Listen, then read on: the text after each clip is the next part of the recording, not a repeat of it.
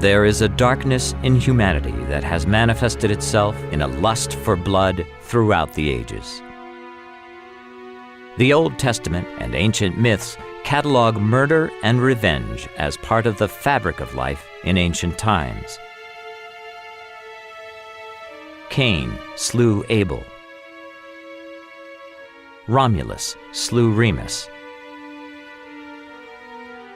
Unleashing the beast within is a possibility for all of us.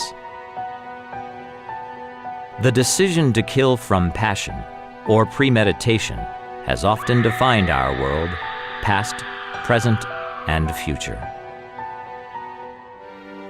Wars have terrorized entire populations for thousands of years. The American West was home to ruthless killers who were idolized in fiction and folklore. Evil evolved to a hideous new form with the genocidal dictators of the 20th century, such as Hitler, Stalin,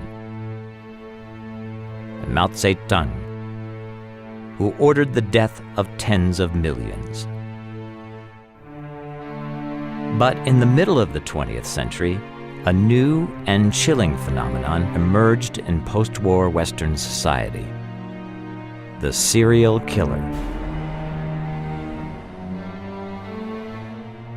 As if fashioned from our nightmares, they terrify and fascinate us.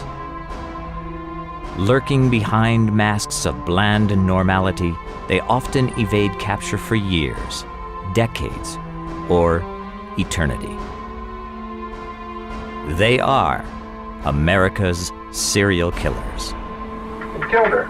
We dumped her body off, and that was it. Nothing to it. Every year in this country, we have about 20 serial killers, 10 of whom are apprehended, 10 of whom are on the loose. And they are, in total, responsible for some 200 deaths. So 200 victims of serial killers on a yearly basis. And what makes this particularly important for us is that the average serial killer is responsible for 10 deaths. That's a huge body count. America's Serial Killers, Portraits in Evil, will strip the covers from a world of profiling and forensic science as we expose America's most brutal serial killers.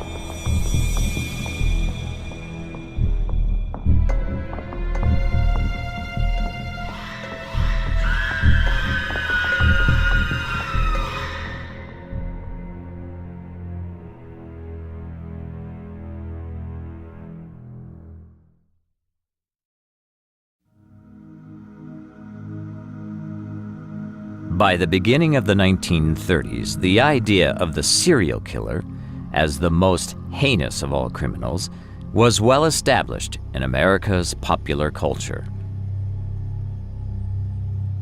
So much so that Hollywood began making movies about this monster that were horrifying, yet at the same time fascinating.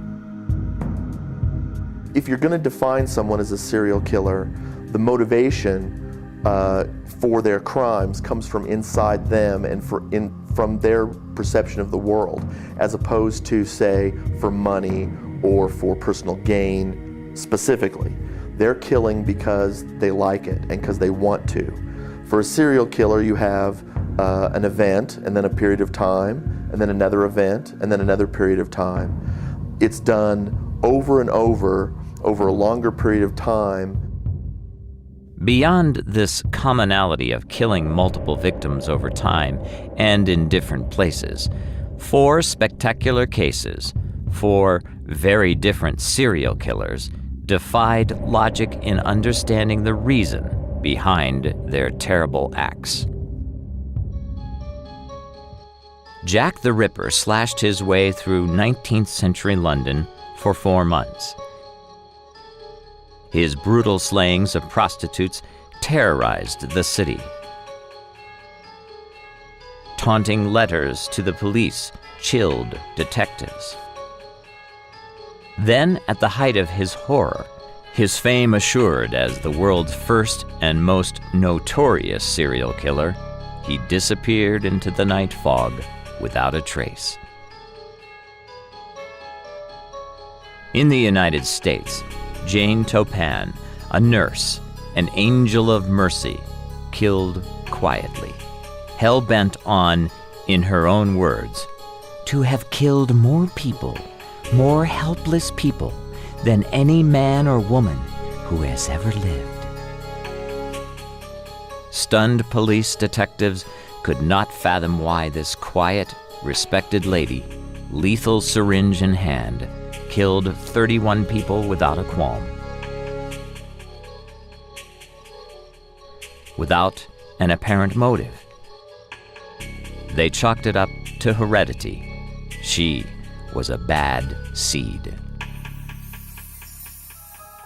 Perhaps the most prolific of all serial killers was H.H. Holmes. With ruthless efficiency, he murdered hundreds. His M.O. was very different than the first two well-known serial killers.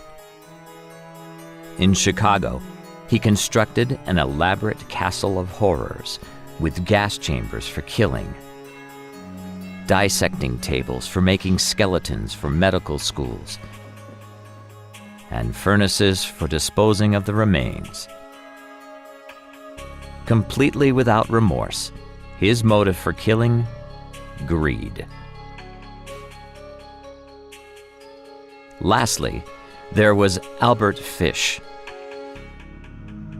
Depraved and indifferent, a terrifying hunger burned for the souls of children. But his depravity did not stop there. Butchering his young victims, he cooked their remains and ate them. He was the worst of the first wave of serial killers, with no motive except the brutality of his crimes. For criminologists and psychologists, it was hard to find anything in common among these monsters except that they were serial killers. And when they weren't killing, they functioned more or less normally in society. Serial killing seemed to be a choice. With serial killers, what you run into is, with a very few exceptions, a motivation that is essentially internal. The framework and the context into which their crimes have to be viewed came from their own mind. It was the result of a fantasy fulfillment or a desire that wasn't put on them by anybody else, that didn't fit into a larger context like a larger crime. You could look at Jesse James as a serial killer, but he was a bank robber who killed people. A serial murderer, I suppose on a certain level you might say of some, they were a rapist who killed their victims. But the fact is that the result of it was for some sort of abstract gain. In the mid-1930s, something odd happened in America. Serial killing all but disappeared. It was the time of the Great Depression. The Great Depression struck in 1929, when the high-flying and corrupt living of the Roaring Twenties came to an abrupt end with the stock market crash on Black Tuesday, October 29th. Dazed by the sudden and catastrophic loss of wealth, the country reeled into an economic tailspin that put millions out of work, crushed industry, and shattered lives. The downturn did not let up, and for 10 long years the nation suffered through the worst economy it had ever known. Following the Great Depression, for another decade, World War II and the Cold War focused America's attention on defeating fascism and confronting communism. Incredibly, during this nearly 20-year period, there were no prominent serial killers, with one exception. It was the 1945 to 1946 case of the lipstick killer. Right from the beginning, the press gave serial killers AKAs, or nicknames. Jack the Ripper, H.H. Holmes, the Doctor of Death, Jane Toppan, the Angel of Death, then Albert Fish, the Vampire of Brooklyn. It's as if there was an alter ego, a split personality, a Dr. Jekyll and Mr. Hyde. This idea would play a role in the defense of William Hirons, the infamous lipstick killer. William Hirons was different from earlier serial killers. Born in 1929, he grew up in an affluent Chicago family and started his killing at an early age, as a teenager. The lipstick killer. And he would, after killing a female victim, go into her bathroom and take her lipstick and scrawl, "Catch me before I kill again." He apparently felt guilty and wanted to get apprehended. By the age of 13, young Bill had become a pretty strange boy. He took to petty crime, burglary, and cross-dressing. Then, on June 3, 1945, Hirons was looting the Chicago apartment of Josephine Ross when his victim woke and caught him in the act. Attacking ruthlessly, he cut her throat and stabbed her several times.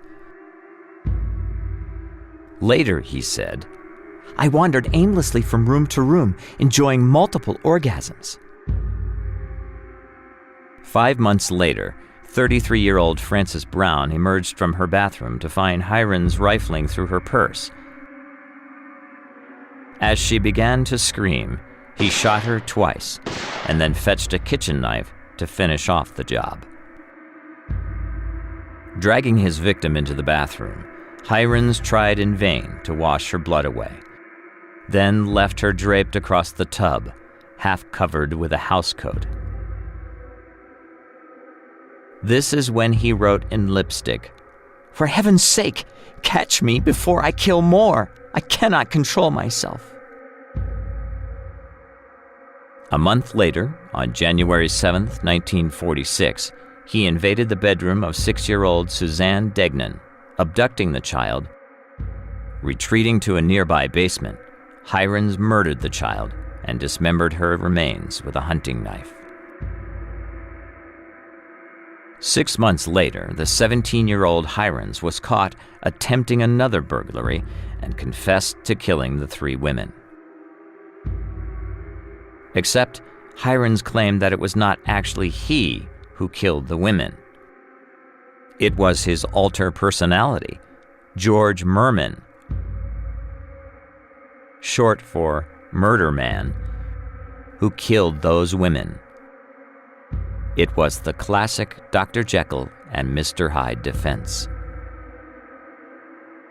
Hirons' psychological excuse was originally the literary invention of Scottish writer Robert Louis Stevenson in his classic novella, The Strange Case of Dr. Jekyll and Mr. Hyde. Written in 1886, Stevenson's brilliant psychological portrayal of dual personalities was a vivid examination of the nature of good and evil. In the 1932 movie Dr. Jekyll and Mr. Hyde, based on the novella, Frederick March plays the respectable and well-mannered Dr. Henry Jekyll. In this scene, he eloquently explains the two sides of the human personality. The soul of man.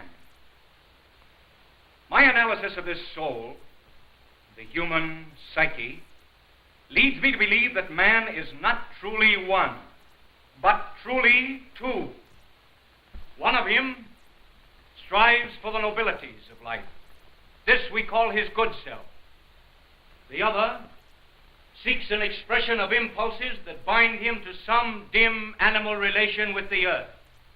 This we may call the bad. Henry Jekyll proves his theory by creating a potion and drinking it.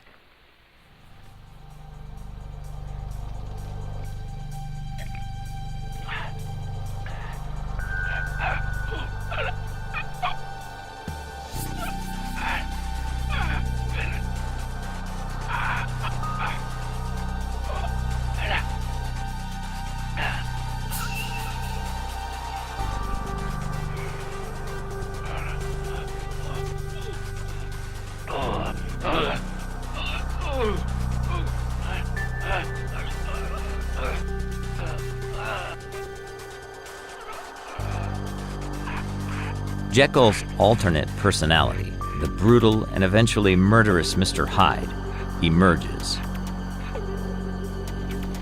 But Dr. Jekyll has meddled too deep into the human psyche and can no longer control the surfacing of the bestial Mr. Hyde.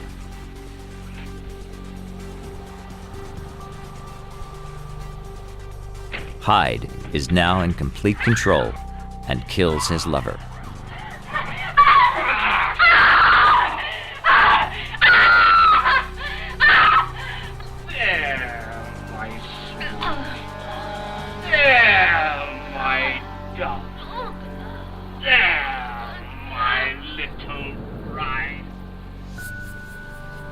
Hyde a lover after your own heart?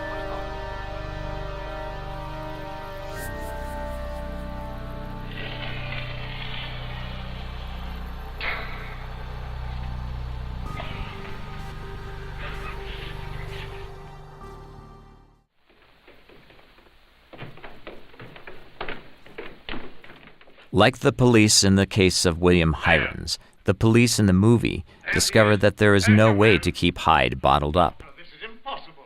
There is no way that Jekyll can be trusted. The only answer is death.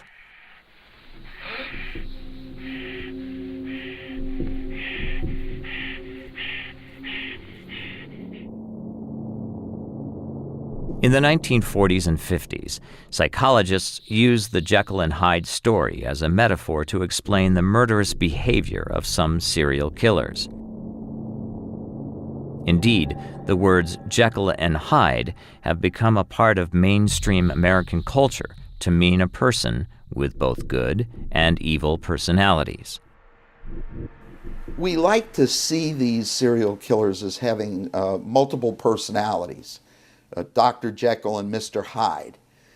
Actually, it isn't so much that they change personalities. It's more that they have a small circle of friends and relatives who are off limits. They focus almost always on absolute strangers. And anything goes when they target strangers. But with their own families and friends, they look like decent, ordinary people. The jury also didn't buy William Hirons' argument that he was innocent because his evil Mr. Hyde's side did the killing. As the youngest serial killer ever incarcerated, young William Hirons spent the rest of his long life in jail. With Hirons in prison, once again, serial killers faded from the American consciousness. The 50s came, and with it, memories of war and depression also faded. Once again, it was let the good times roll. Americans spread out to the suburbs. With new, more powerful cars and cheap gasoline, they became mobile in a way never seen before on the planet. At the same time, television shined its light on all sorts of cruel and inhuman acts, warfare, riots, and segregation. Then, in 1957, a a lonely man in rural Wisconsin shocked the nation to its core and began the greatest wave of serial murder the world has ever seen. The depravity of this man knew no limits. He was Ed Gein. Certain serial killers have become successfully become the bogeyman of their generation. Certainly Albert Fish was the bogeyman of his generation, and Ed Gein was the bogeyman of his generation. The press attention to his case was enormous, and he certainly ushered in what would then become an open floodgate of aberrant murderers in not only the United States, but other places in the world. Edward Gein was a cannibal. He practiced necrophilia. He robbed body parts from graves. He killed people and dressed them out like deer. He even shared the venison with his neighbors, and they were literally sickened when they discovered that it wasn't venison at all. And yet, Edward Gein is hardly a household word. Believe me, if he had done the same heinous crimes in New York City or Los Angeles, everybody would know his name, just like they know Son of Sam or the Sunset Strip Killer. But Edward Gein killed outside of Plainfield, Wisconsin, population 632, small town, breadbasket America. Born in 1906, Ed Gein and his brother Henry grew up on a Wisconsin farm that looked like this. Their father was a drunkard, and their mother was a religious zealot who taught young Ed that all women were bad. All were prostitutes, except for herself, of course. The brothers tried to make their mother happy, but she was rarely pleased with her precious boys. She often verbally abused them, believing that they were destined to become failures like their drunken father without proper guidance. During their teens and throughout their early adulthood, the boys remained detached from people. Working their farmstead, they only had each other for company. Then, the older Henry Gein began to reject his mother's distorted view of the world and Ed's perverse attachment to her. He even spoke ill of her to his mortified brother, an act for which Henry would soon pay the ultimate price. While fighting a brush fire in 1944, Cain slew Abel. Although Ed was able to lead the authorities directly to Henry's body, a body which had bruises around the head, the event was dismissed as an accident. With the father already dead, Ed finally had his mother all to himself. But not for long. Within a year, she would be dead from a heart attack. His mother was this incredibly powerful figure who dominated his existence, and her death both devastated him and let his inner illness free. Now this rural farmhouse was about to become an infamous house of horrors, a house that preserved his mother's dead body as a shrine. Soon, the lonely Ed began making nightly raids into the local cemeteries, digging up corpses of women and bringing the bodies back to his home. They talked about him having a box full of vulvas. And that just kind of stuck in my mind and creeped me out more than anything else, was that he would dig up dead women and cut out their sexual parts and put them in a box. I just can't You know, there's people who kill people, right? And everybody has anger, and everybody in their lives at one time or another is like, oh, I could kill that person or whatever. And then you have these sort of rapists / killers, these people who sexually utilize a person and then dispose of them, you know, that pretty common, you know. And again, you can't imagine doing it, but you can at least say, oh, I can see it. I can understand on some sick level where they're coming. But a guy who digs people up and takes their sexual organs and puts them in a box, boy, that is out there. By 1954, necrophilia, the sexual attraction and use of corpses, was no longer enough. Ed shot a local tavern keeper, Mary Hogan, and brought her 200-pound corpse back to his house of horrors. 3 years later, he killed another woman, a 58-year-old grandmother, Bernice Warden. But this time, suspicion fell on Ed. And when police broke into this rural farmhouse, they found the most horrific scene of all time. They found Warden's decapitated body, her headless corpse hung upside down. The body was dressed out like that of a deer. Looking further, the authorities found chairs upholstered with human skin, soup bowls fashioned from skulls, faces mounted on the wall like hunting trophies, and a full female skin that Gein confessed he enjoyed dressing himself in and pretending he was his mother. In the refrigerator were organs, parts of which Weird Ed had been preserving to eat.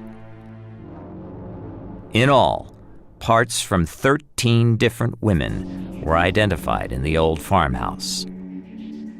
You take these bizarre cases where there's this cannibalistic element, where the murderer will actually mutilate, perhaps even consume body parts. Clearly, in virtually every one of these instances, what you're dealing with is a murderer who is so disturbed psychiatrically that he feels the need to experience the toxic fruits of his labor. He almost needs to take this into his own body as a way to confirm that he's killed this person. It makes it that much more real.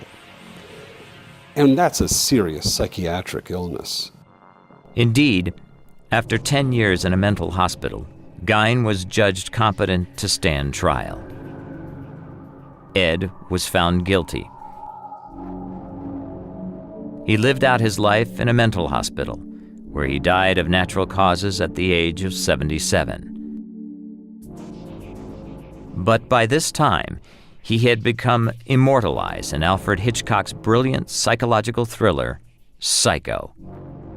And in 1991, was in part the inspiration for Hannibal Lecter in The Silence of the Lambs. And 9 years later, for American Psycho.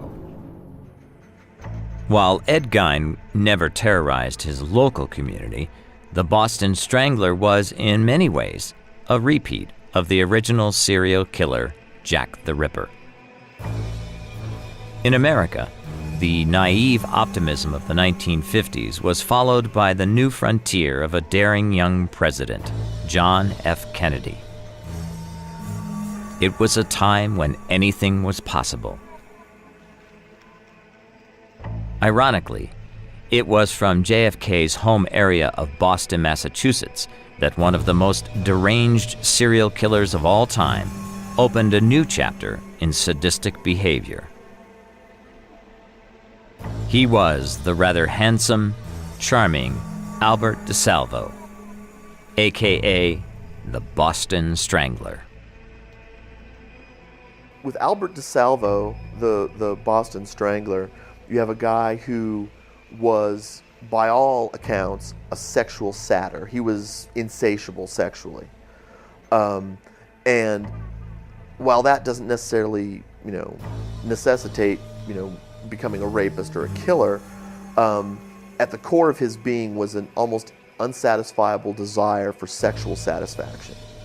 You combine that with the fact that he was apparently a very personable guy. He had con man sort of characteristics. That was obviously part of his MO. Part of his enjoyment of it was to ingratiate himself into the homes of these women and then to rape them and eventually to kill them, and not only to kill them, but to taunt those who would find their bodies, whether they be family members or the police, by posing them grotesquely, by making tableaus that were clearly intended to continue the shock and disgust with his crimes beyond just what he did, but to the people that found them, to cause pain and anguish in them. That level of sadism he certainly possessed. Born in 1931, Albert was a product of a brutal and abusive childhood. At an early age, he showed signs of what was to come when he sadistically tortured animals. The truth is, we can identify predictors. We know that 14-year-olds who torture animals, who set fires, may have within them the seeds down the road of serial killing. We need to identify, for example, teenagers who themselves were often the victims of abuse, who may be tomorrow's serial killer. We need to be able to identify them, to provide them with the mental health services they so desperately need. And I fully believe, having been in this field for a long time, that early intervention with kids who are manifesting signs of major mental illness, who have histories of victimization themselves, who are setting fires and torturing animals, that can prevent serial killing. Is there a guarantee? No. But we're playing with probability here. We're playing with odds. I fully believe that conscientious intervention in that kind of instance has the potential to prevent a serial killing.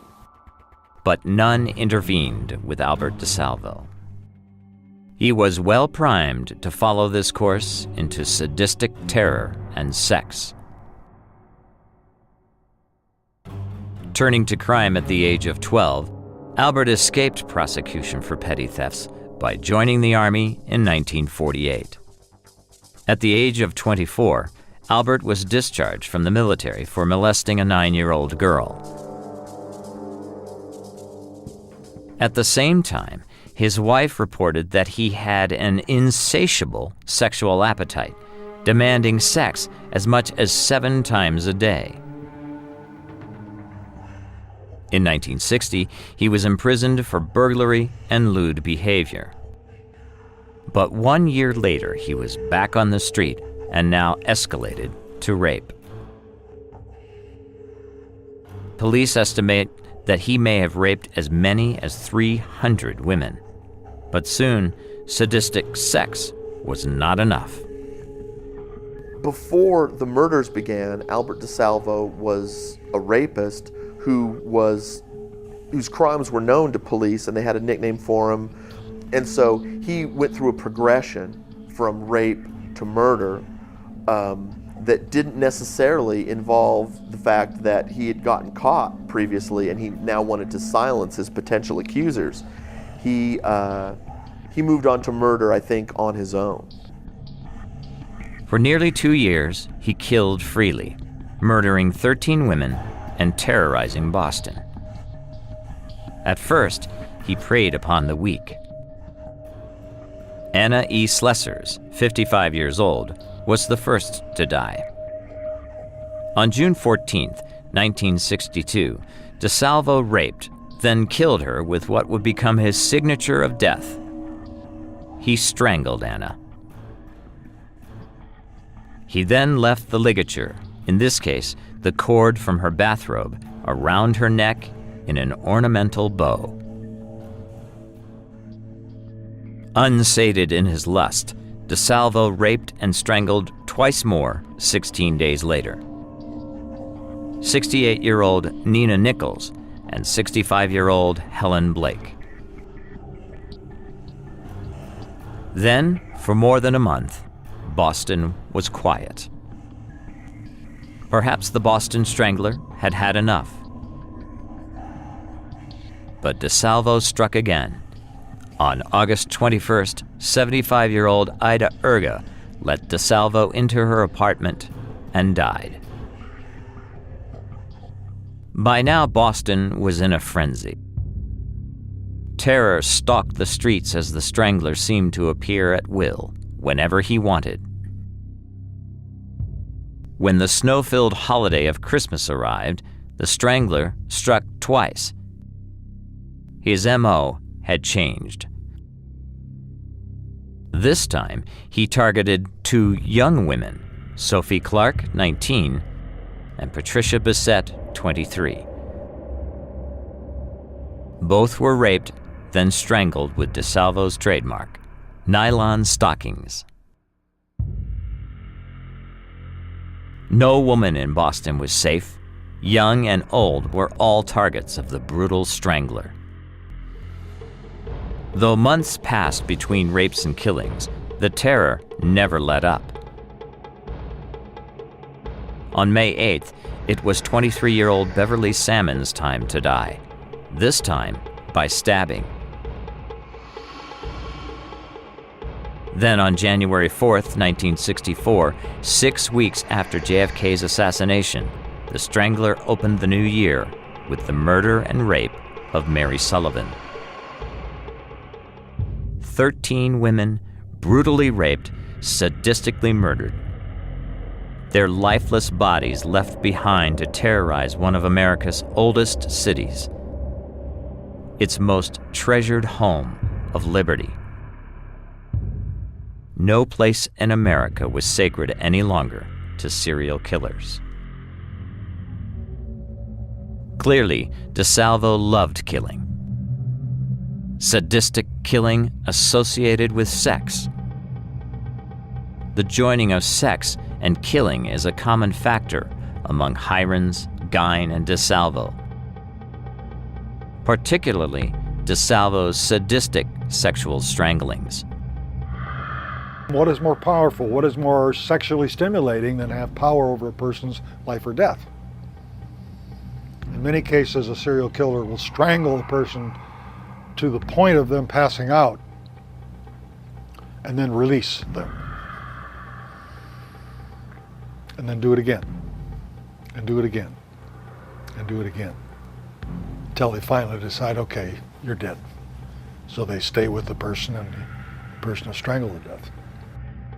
DeSalvo initiated another aspect of serial killing, the terrorizing of an entire community by the publicity made possible through the instant news of the new electronic medium, television.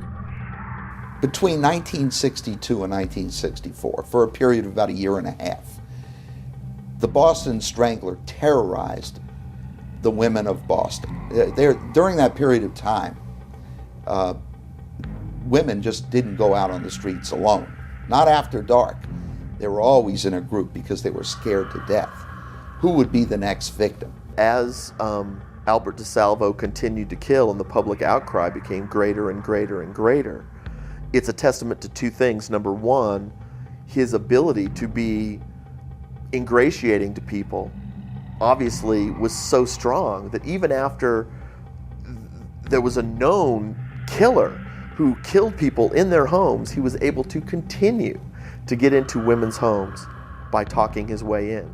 That's kind of an amazing thing to think about.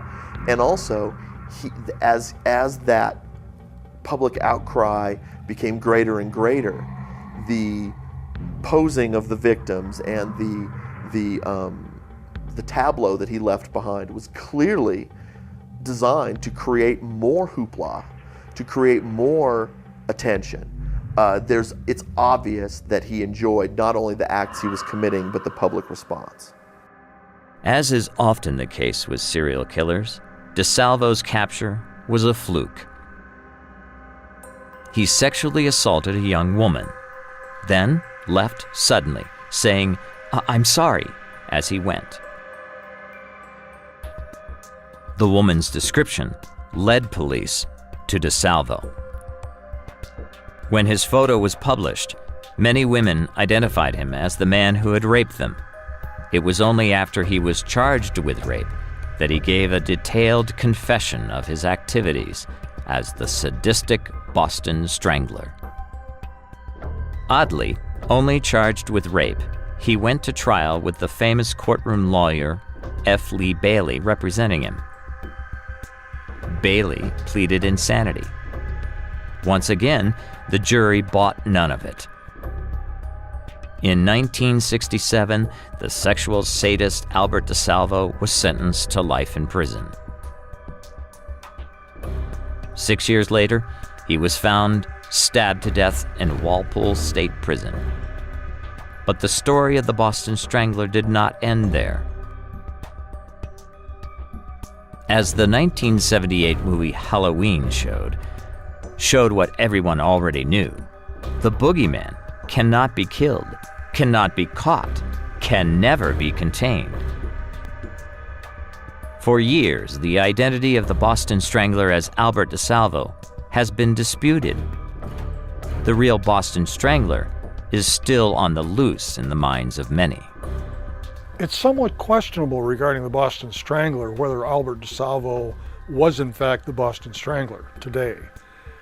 There's certainly a controversy brewing around that particular issue. And there's some more forensic evidence they're attempting to seek, and they're attempting to dig up some of the victims in terms of forensic evidence.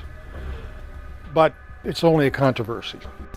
However, the signature in all the killings, the sexual sadism through strangling, points to one man, Albert DeSalvo. It was pretty much established that he was a measuring man.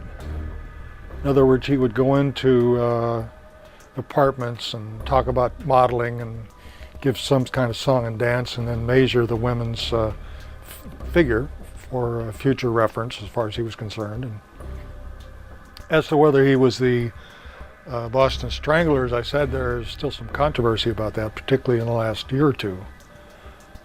But as far as his signature is concerned, I guess the fact that he strangled his victims. Strangulation, I think, was not only the MO, but the signature. In other words, they can both be the same thing at times. Other times, they're both different.